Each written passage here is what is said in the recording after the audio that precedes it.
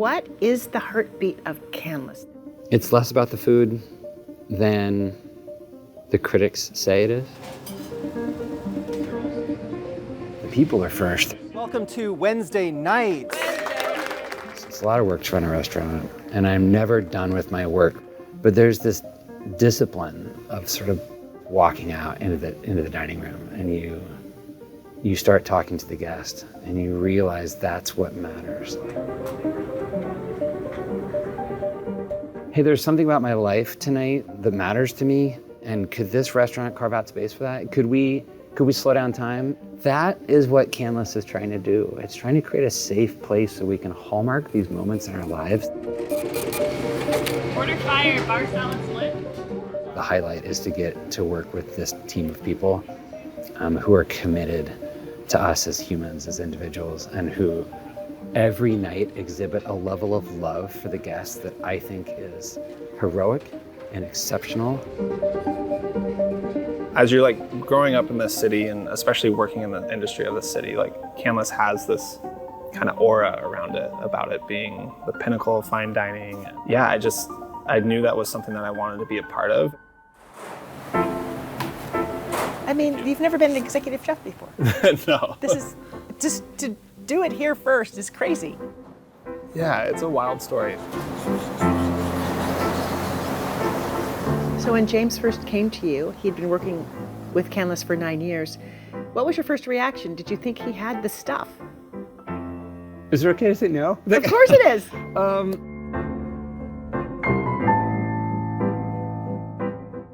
James came to me and said, can I talk to you?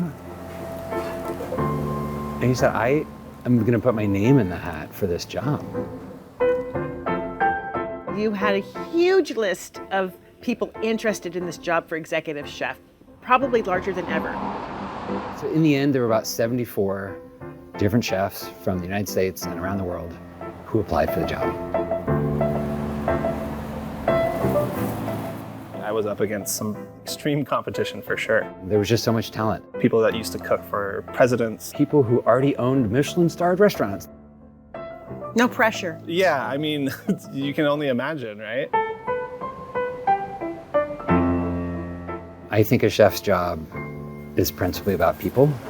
Nice. They're like a world of difference compared to yesterday. They get to that position because they can cook. But what makes them good in the position will be if they can lead. Chef Slow, 3 salmon pork. Slow, 3 salmon pork. I didn't think he was ready. I'll show you when you're ready to cut them. Let me show you how I cut them. But over time, we got to see who he was. Sort of the man, the character, the chef, the leader, the human. And we fell in love with that person. Tell me about the moment that you found out. It's a funny story because I was about 30 minutes late to that meeting. Not a good look. And in the moment, I almost had no reaction because I was just kind of stunned. And I think the most special moment came shortly after. Ladies and gentlemen, would you like to know the new executive chef of Canlis Restaurant? Tell me about when you made the announcement, the reaction of the staff. Like explosive. The guy sitting in the room, it's Jim.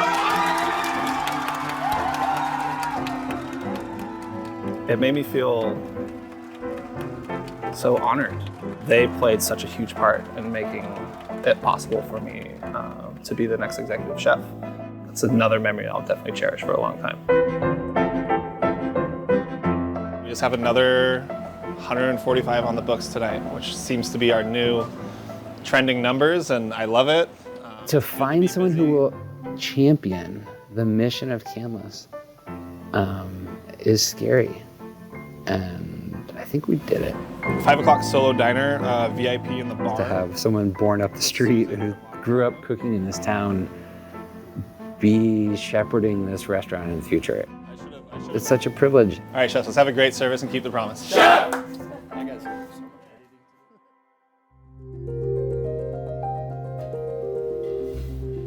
So how do you plan to leave your mark on the legacy that is Canlis with your food?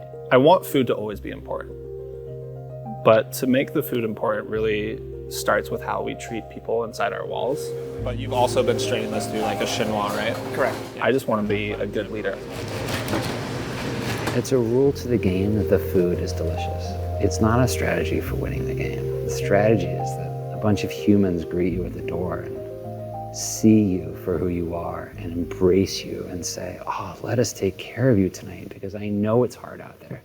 In here, let us just make one little moment in your world as special as we possibly can. What do you want the legacy of Canlis to be? I really want to inspire people to turn toward one another. My job is not to make sure that Canlis is here tomorrow. I don't have a crystal ball. My job is to show up and be present to you and to my neighbors and to my staff and do the very best I can. That to me is the gift of working in a restaurant, is you experience that every night. A little piece of you is given away, and then a huge piece is given back. I think in some way a restaurant reminds us to be human, that sort of forces us to be at the table together and forces us to slow down, and we all need that.